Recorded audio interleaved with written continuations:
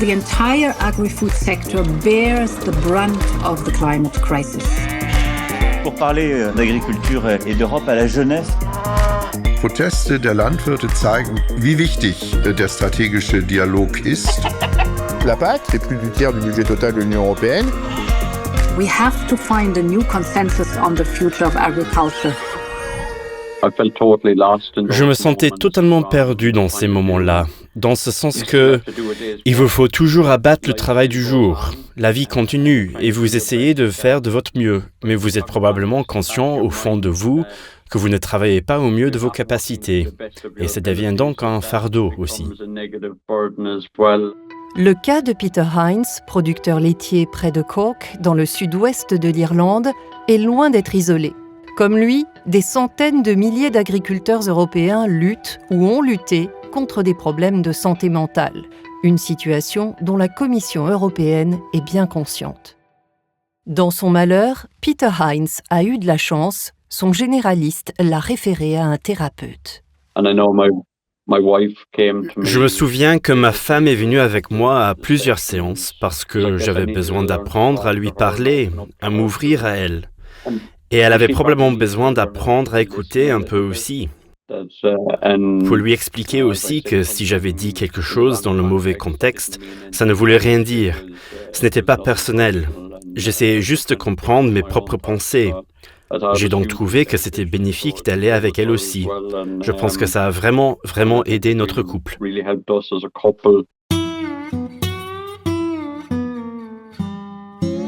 C'est donc de santé mentale que nous allons parler dans ce 54e épisode de Nourrir l'Europe. Dépression, burn-out, les agriculteurs font en effet partie des catégories socio-professionnelles qui présentent les taux les plus élevés de problèmes de santé mentale dans l'Union européenne. Les raisons sont multiples et tiennent bien sûr aux particularités du métier, difficile notamment d'appuyer sur pause quand on travaille avec le vivant. Peter Hines en témoigne. Lorsqu'il y a beaucoup à faire à la ferme, je peux très facilement travailler une centaine d'heures par semaine. C'est 2,5 fois la semaine moyenne de travail. Vous savez, pour les gens qui travaillent 38 ou 40 heures par semaine, ça paraît fou. Mais c'est le temps qu'il faut pour gérer une ferme, assurer sa survie, maintenir le bétail en bonne santé et produire de la nourriture. Nous retrouverons Peter un peu plus tard dans ce podcast. Mais pour l'heure, je vous propose de prendre du recul avec mon invité en studio, Maria Gaffo. Vous êtes chef adjointe de l'unité durabilité sociale de la Direction générale de l'agriculture et du développement rural de la Commission européenne. Bonjour et merci d'être avec nous. Merci beaucoup aussi de mon côté. Est-ce que vous pouvez nous dresser un état des lieux de la santé mentale dans le secteur agricole de l'UE ? Avec l'Agence européenne pour la santé et la sécurité dans le travail, on a parvenu à développer un rapport qui adresse les risques psychosociaux pour le secteur agricole. Et simplement pour mettre quelques éléments sur la table, on sait que la plupart des fermiers, plus de la moitié, travaillent plus de 48 heures par semaine. Ça, c'est énorme. Et en regardant dans la situation dans certains pays, dans les fermiers en Irlande, 25% sont soumis au burn-out. Et la situation en France est vraiment très, très préoccupante parce qu'il y a un fermier qui meurt à cause du suicide tous les 2 jours. Outre les longues journées de travail, quels sont les autres facteurs de risque ? On a identifié des éléments qui sont clés. Le premier, je dirais, c'est l'instabilité financière. D'autre côté, c'est le temps, le changement climatique. Et ils ne savent pas quel est le temps qu'il fera dans une semaine quand ils doivent récolter. Un autre élément en relation avec l'environnement où ils habitent, c'est l'isolation et la solitude, parce que normalement, c'est des milieux avec pas beaucoup de contacts dans certains cas. Et après, il y a d'autres stress un peu dans le système relationné avec la bureaucratie, comme par exemple tous les papiers, les formulaires qu'ils doivent remplir, etc.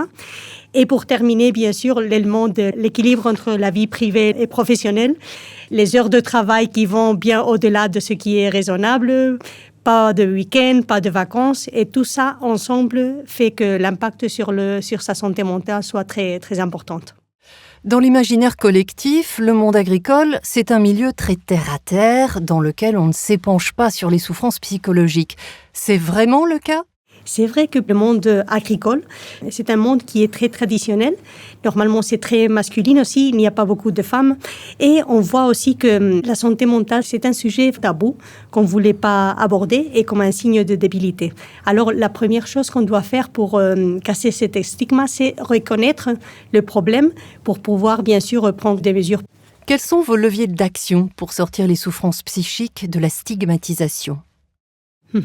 La première chose, c'est bien sûr reconnaître le problème, essayer d'avoir une bonne information pour identifier quels sont ces facteurs de stress. Et après aussi, je pense que c'est positif de savoir qu'il y a des mesures qui marchent bien. Et alors, un élément que je pense que ça peut être clé, c'est l'échange de bonnes pratiques. Parce qu'on voit dans certains pays où il y a des mesures pour améliorer la santé mentale des agriculteurs qui fonctionnent. Et alors, un élément qu'on peut faire ici à niveau européen, c'est échanger et partager avec les autres pays les différentes situations pour voir comment ça pourrait marcher. Vous auriez un exemple de bonnes pratiques qui ont fait leurs preuves chez les agriculteurs ou chez les personnes vivant en milieu rural ? Alors, il y a le sujet de la solitude indésirée, qui est malheureusement très important. Et alors, il y a un groupe dans le nord de l'Espagne que je connais bien qui a mis en marche un programme qui s'appelle le programme Vendredi. Vendredi, c'est l'ami de Robinson Crusoe. Et alors, c'est pour lutter contre cette solitude pas désirée. Et à travers ce programme, ils ont mis différentes mesures, par exemple d'accompagnement, des petites réunions, des visites, etc. Et c'est vraiment à un niveau très local, très limité, mais les résultats sont vraiment très encourageants.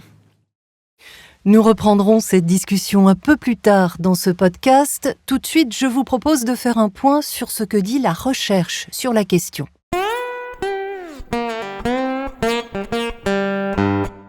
David Meredith dirige le département des affaires agroalimentaires et de l'analyse spatiale à l'autorité irlandaise de développement agricole et alimentaire, TIGASC. Il connaît bien Peter Hines, l'éleveur laitier qui témoigne dans ce podcast, pour avoir travaillé avec lui dans le cadre de ses recherches sur la santé des agriculteurs. Je lui ai demandé à quand remontait l'intérêt actuel des pouvoirs publics pour la santé mentale dans les professions agricoles. Il est né en partie de la pandémie de Covid-19 et de la prise de conscience plus large de la société et des décideurs politiques, des défis que les gens rencontrent en termes de santé, mais aussi de santé mentale. C'est devenu une question d'intérêt public et c'est pourquoi l'Union européenne a vu son rôle grandir dans ce domaine. C'est une des explications. Une autre explication, c'est que les gens veulent de plus en plus parler des questions de santé mentale. Lorsque les agriculteurs manifestent, ils parlent des fardeaux, des facteurs de stress associés à leur métier. Leurs représentants ont fortement insisté sur ces ressentis et sur l'impact des changements en cours dans l'agriculture. La pénibilité nuit d'ailleurs à l'attractivité des métiers agricoles. L'agriculture, c'est des métiers souvent soumis à de nombreux facteurs de stress. Et ces facteurs de stress peuvent être propres à certaines périodes de l'année. Mais en général, ces périodes sont assez longues. Par exemple, une récolte, ça peut être 8 semaines de travail très dur, très intense, avec très peu de sommeil. Quand on s'intéresse à l'attractivité de la profession, on s'aperçoit qu'il y a relativement peu de gens intéressés par l'agriculture, et notamment peu de gens plus jeunes. C'est en quelque sorte un signal d'alarme. Les emplois agricoles ne sont pas aussi attrayants que ceux d'autres secteurs à l'heure actuelle.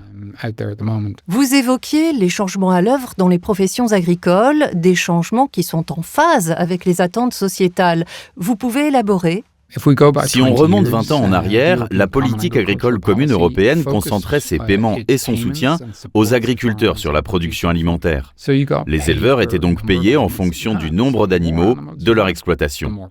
Plus ils avaient d'animaux, plus les versements étaient importants. Et le message implicite qu'envoyait la société, c'était « plus d'animaux, c'est bien, encore plus d'animaux, c'est mieux ». Et aujourd'hui ? On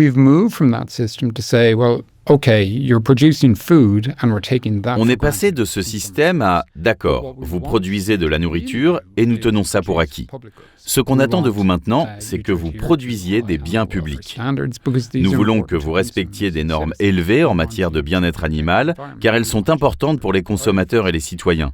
Nous voulons que vous protégiez l'environnement, nous voulons que vous protégiez la biodiversité et ainsi de suite.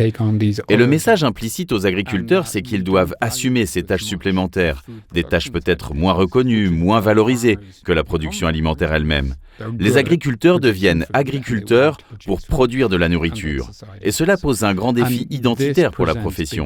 Que veut dire être agriculteur aujourd'hui ? La signification est très différente d'il y a 20 ans, et encore plus d'il y a 40 ans. Cela présente de réels défis en matière d'identité et de perception qu'ont les gens de leur place dans la société.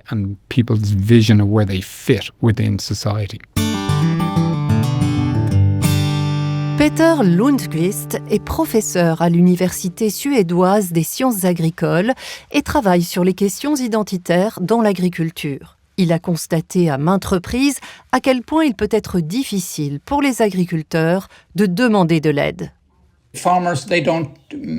Les agriculteurs, ils ne parlent pas beaucoup de leurs problèmes.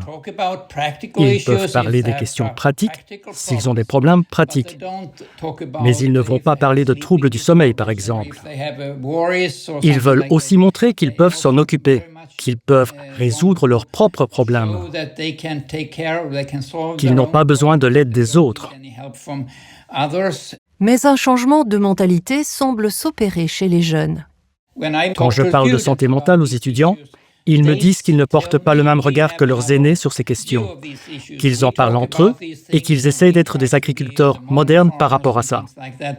Pour autant, ces recherches ont aussi démontré que les jeunes agriculteurs étaient souvent exposés à encore plus de facteurs de stress que leurs aînés.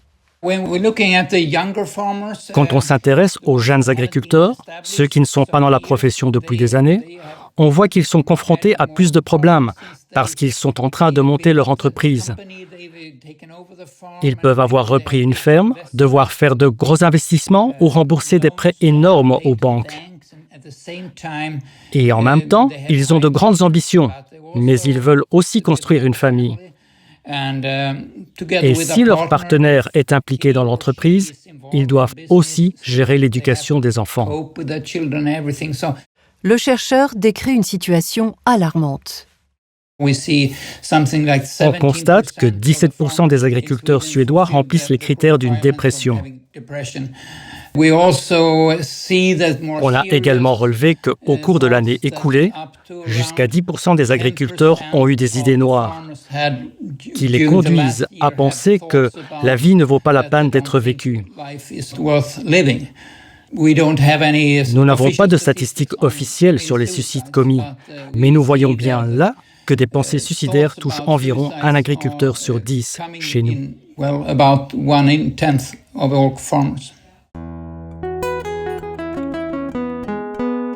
En Irlande, Peter Heinz le reconnaît, même aux heures les plus sombres, jamais il n'aurait sollicité de lui-même l'aide de professionnels. Heureusement, il n'était pas seul. C'est ma femme qui a compris avant moi que quelque chose n'allait pas chez moi. Et je suppose qu'au début, j'étais probablement dans le déni. Je lui disais « Non, je vais bien, ne t'inquiète pas pour moi ». Et finalement, un soir, elle m'a fait m'asseoir et elle m'a dit « Non, tu ne vas pas bien. Je ne sais pas vraiment ce qui ne va pas, mais tu ne vas pas bien. Je veux que tu ailles chez notre docteur. » C'est quelqu'un que nous connaissons bien et avec qui nous avions une bonne relation. Mais c'était quand même extrêmement intimidant parce que je ne savais pas ce qui n'allait pas chez moi. Le généraliste, lui, a su poser un diagnostic. On a juste bavardé et j'ai éclaté en larmes. Ça fait un moment maintenant, mais je suppose que la confusion des émotions m'a fait éclater en sanglots. C'est là qu'il a compris que je luttais pour ma santé mentale et que je faisais une dépression. Une fois le diagnostic posé, le généraliste a orienté Peter vers un spécialiste, une montagne d'a priori à franchir. Il y avait cette idée, peut-être à cause de ce qu'on voit à la télé, que seuls les fous vont chez le psy. Je pense que ça a rendu ma démarche plus difficile. Mais quand on regarde la télé ou les réseaux sociaux, ce qu'on y trouve n'est pas toujours la réalité. Il n'y a pas de honte à aller voir un thérapeute, à aller parler à quelqu'un pendant 1 heure. Parce que Vous savez, il vous aide à donner un sens à vos propres pensées et à vos propres ressentis. Après des mois de thérapie, Peter a pris conscience d'une chose: la première étape pour sortir de la dépression, c'est de reconnaître l'énorme stress qu'il subit au quotidien dans son travail. Je me dis souvent qu'en tant qu'agriculteurs, nous sommes comme des athlètes de haut niveau. On ne se voit probablement pas comme ça, mais nous, en tant que petit pays irlandais, on a la réputation dans le monde entier d'être bons au rugby. Mais je pense que nous, agriculteurs, nous devons faire comme eux, avoir les mêmes exigences pour nous-mêmes que les joueurs de rugby professionnels. Nous demandons énormément à notre corps. Nous devons être au top de nos capacités à certains moments de l'année. Mais aucun joueur de rugby ne va disputer un tournoi de 6 nations, une Coupe du Monde de rugby pendant 52 semaines d'affilée par an. Ils s'épargnent pour ces événements. Et il faudrait retenir ce message en tant qu'agriculteur. Être conscient que notre saison de vélage ou de récolte, ou quelle que soit la charge de travail maximale pour une ferme, c'est notre tournoi des 6 nations. De sorte de pouvoir se préserver avant cet événement, d'avoir une bonne vie sociale, bien manger, faire des pauses, bien dormir et ainsi prendre des forces.